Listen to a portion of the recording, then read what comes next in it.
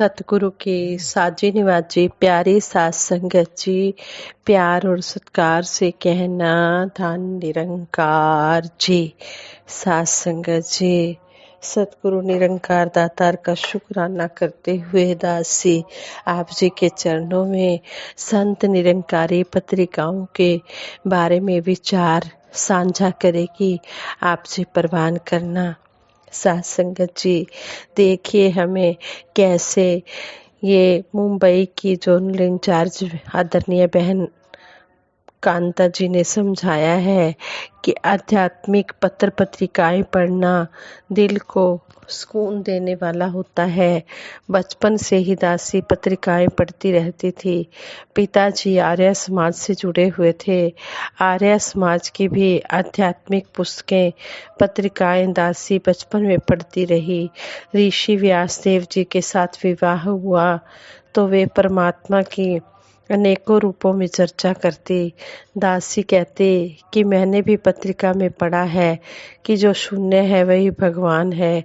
सच्चाई तो यह है कि तब यह समझ में नहीं आता था कि जो शून्य है वह भला भगवान कैसे हो सकता है, लेकिन ज्ञान प्राप्ति के बाद सब कुछ समझ आने लगा और पति के साथ भक्ति के रास्ते पर चलने का अलौकिक आनंद पाकर दासी खुश हो गई। पिछले दिनों दासी को थाने के घोड़ बंदर रोड स्थित शाह परिवार में जाने का अवसर मिला। वहां उस परिवार की श्रद्धा, निष्ठा और भक्ति भाव देखकर बहुत अच्छा लगा। शाह परिवार में काफी समय से एक ज्ञानवान बहन घर की साफ सफाई आदि की सेवा करती थी। खाली समय होने पर वह संत निरंकारी पत्रिका पढ़ लिया करती थी।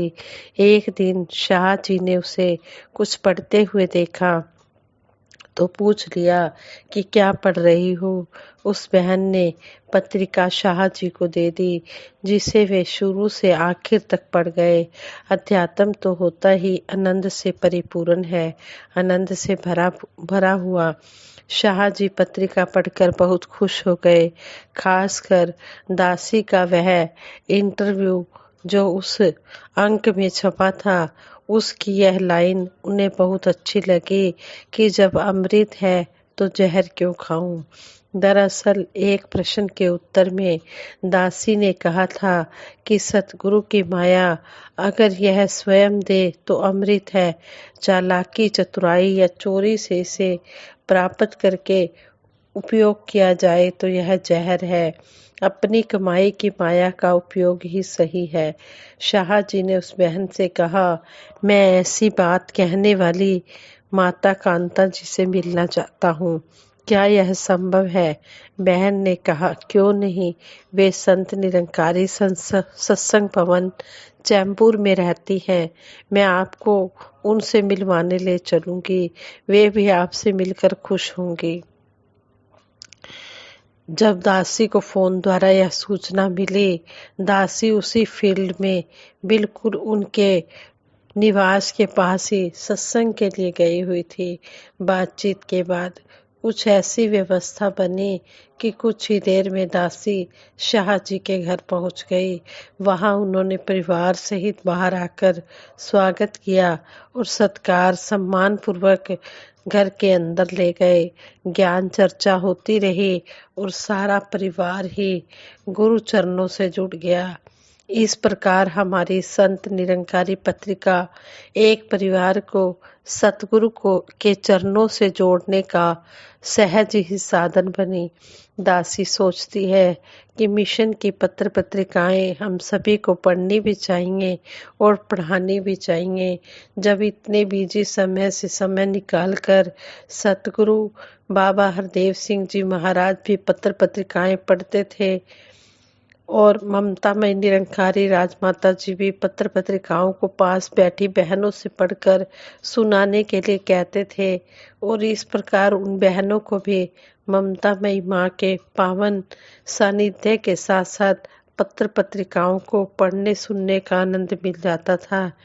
और हमारे सतगुरु माता सुदीक्षा जी महाराज निरंकारी राजपिता जी भी पत्र पत्रिकाओं को पढ़ते भी हैं और हमें भी समझाते हैं कि हम भी ये आध्यात्मिक पत्र पत्रिकाएं स्वयं भी पढ़ें और औरों को भी पढ़ाएं।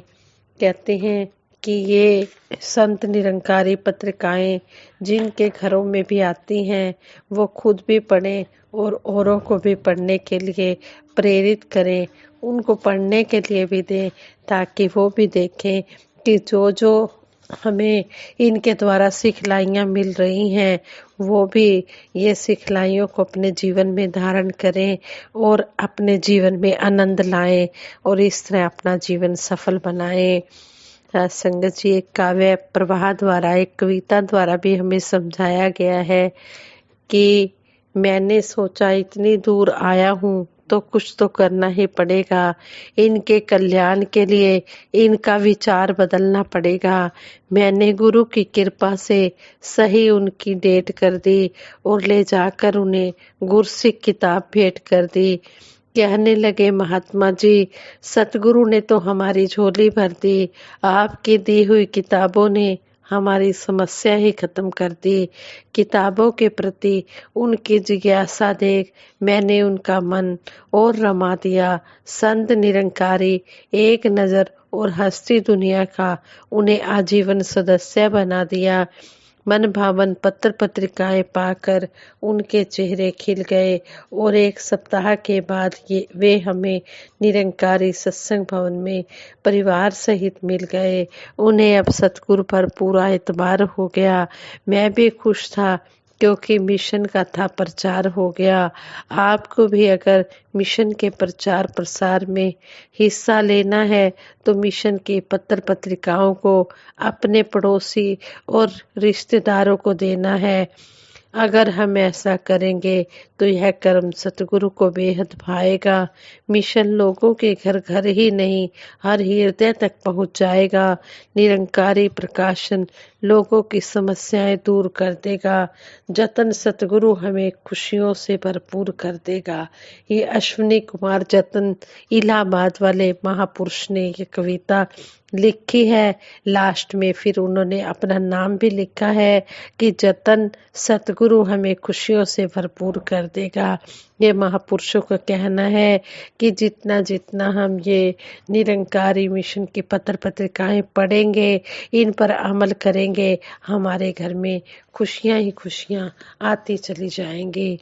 तन को स्वस्थ रखने के लिए जिस प्रकार खाने पीने की पदार्थों का विशेष स्थान है, उनकी जरूरत है, उसी प्रकार मन को भी स्वस्थ रखने के लिए आध्यात्मिक सामग्री जरूरी है। इसकी प्राप्ति सत्संग के माध्यम से ही हो सकती है और इसकी पूर्ति आध्यात्मिक पत्र पत्रिकाओं को ध्यान पूर्वक पढ़कर ही होती है। संत संदेश देने वाली संत निरंकारी मिशन की पत्र पत्रिकाएं हमेशा ही हमारे जीवन में नया मोड़ लाती हैं। ये अनमोल वचनों की खान है। पत्रिका के माध्यम से गुरुदेव के श्री मुख से निकले जीवन उपयोगी वचन लोगों तक पहुंचकर इंसानी जिंदगी को सुंदर दिशा देते हैं। पत्र पत्रिकाओं में छपने वाले अनेकों प्रकार के महात्माओं के उनके जीवन के अनुभव, भक्तिपूर्ण गीत, कविताएं व कुछ पाठकों के मुखमंडल पर हंसी प्रदान बहुत कुछ पाठकों के मुखमंडल पर हंसी प्रदान करते हैं। ये जब पढ़ते हैं विचार, गीत, कविताएं तो महात्माओं के दिल को चैन मिलता है, सुकून मिलता है, ठंडक मिलती है, उनके चेहरों पर हंसी आती है। ये जहाँ दिलो दिमाग को ठंडक देते हैं वहीं भक्ति से भी भर देते हैं। अक्सर आंखें भी नम हो जाती हैं। ऐसी अद्भुत मिली जुली घटनाओं को पढ़ने के बाद ही होता है। जब ऐसी घटनाएं पढ़ते हैं कि जिससे आंखें नम हो जाती हैं तो ऐसी लेख पढ़ने को मन करता है और मन मजबूत होता है, विश्वास अटूट होता है। यह पत्र पत्रिकाएं मिशन को आगे बढ़ाने में बहुत ही सहायक है। एक कहते हैं कि ये महात्मा बता रहे थे कि दास को अंबाला से ट्रेन द्वारा पानीपत आना था। अमृतसर से लंबी दूरी तक जाने वाली एक ट्रेन में दास चढ़ा। ट्रेन के डिब्बे में बहुत भीड़ थी। गाड़ी में पंजाब के एक सिख परिवार के कई मेंबर्स इकट्ठे बैठे हुए थे। दास ने सीट के एक कोने पर थोड़ी सी जगह देने के लिए परिवार के एक बुजुर्ग सज्जन को आग्रह किया। आगे से उन्होंने यह कहकर स्थान दे दिया कि बैठ जाओ भाई साहब। दास ने बैठने के बाद अपने बैग से संत निरंकारी पत्रिका निकाली। सामने बैठ एक सदस्य की नजर जैसे ही पत्रिका पर पड़ी, वे बोले, आप जी निरंकारी हो? हाथ जोड़कर दास ने कहा, बिल्कुल भाई साहब, इतना कहना ही था कि लंबे ऊंचे सिख महात्मा ने बाहें फैलाकर दास को अपने गले से लगा लिया और परिवार के बीच में बिठा लिया। जब जानकारी हो गई एक दूसरे से के जानकार हम बन गए, तो वे अपने परिवार वालों से बोले, कुछ खाने पीने को निकालो, महापुरुष आए हैं। एक तो परिवार सिख, दूसरा पंजाब का, जहाँ की संस्कृति में ही आदर भाव है, फिर ज्ञानवान, कुल मिलाकर सोने पर सुहागा वाली बात हो रही थी। खाने के जितने पदार्थ लेकर चले थे सब खुल गए। कहने लगे कि आप जी पत्रिका न खोलते तो हमारा परिचय कैसे होता, कहाँ हमें आपकी सेवा करने का मौका मिलता। पत्र पत्रिकाओं पर ही चर्चा होती रही। वह परिवार पहले से ही सदस्य था। कहने लगे, काश सभी इनके सदस्य बने। यात्रा करते हुए ये पत्रिकाएं अपने साथ रखो, पढ़ो और पढ़ने को भी दो। इसी तरह मुलाकातें सतगुरु माता सुदीक्षा जी महाराज कराते रहे और हमारी पत्र पत्रिकाएं दुनिया भर में सत्य का संदेश पहुंचाने का माध्यम बनते रहे। संत निरंकारी पत्रिका आती है जिनके पास, फिर वो रहते नहीं उदास, फिर वो रहते नहीं उदास। संगत जी, इस तरह हमने इन पत्र पत्रिकाओं को पढ़ना भी है और दूसरों तक हमने ये पहुंचानी भी है।